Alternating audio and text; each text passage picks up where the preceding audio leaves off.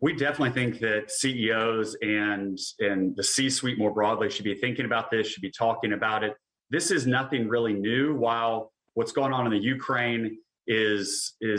unfortunate and is certainly impactful, what we're seeing going on in China, it's been a multi-year process as it relates to some of the challenges faced there, and for corporate entities to understand exactly what the rules are going to be, how those rules can be changed, and therefore what they should expect going forward in terms of what they'll be able to do in country there, and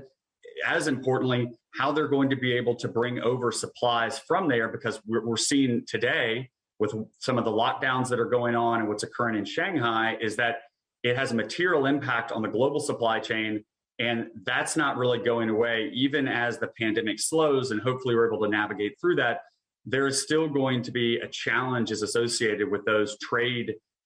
barriers, if you will, with China. And we think it's similar with Russia, although obviously Russia is much more in the news, and rightfully so as it relates to what's going on in the Ukraine. But we think that China is right down that list for corporate entities.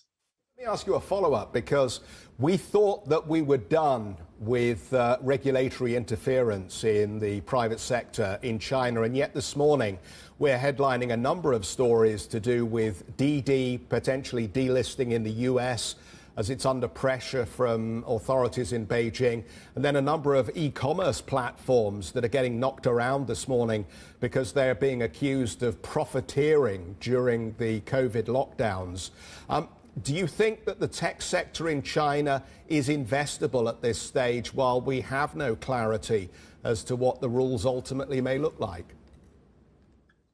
We think it is investable based on the current valuations, because so many of those platforms are now unbelievably cheap versus their historical valuations, and even relative to a number of their competitors on the global scale. But we also think that the philosopher George Santayana was right when he said those who do not remember the past are condemned to repeat it. And what we've seen over the last decade or more is that the rules can change on a daily basis. As you mentioned, we've already gotten some news out this morning. On any given day, we could have something come forward where the rules and regulations have changed. And as an investor in China, you have to have a high degree of confidence that you can wait it out, and have a high degree of confidence around the assets that are available, where they're domiciled, and how you might be able to continue to maintain ownership despite any regulatory changes. So it definitely is not for the faint of heart, but we do believe there are still areas there, specifically with some of the larger companies with large client and customer bases that are of interest now.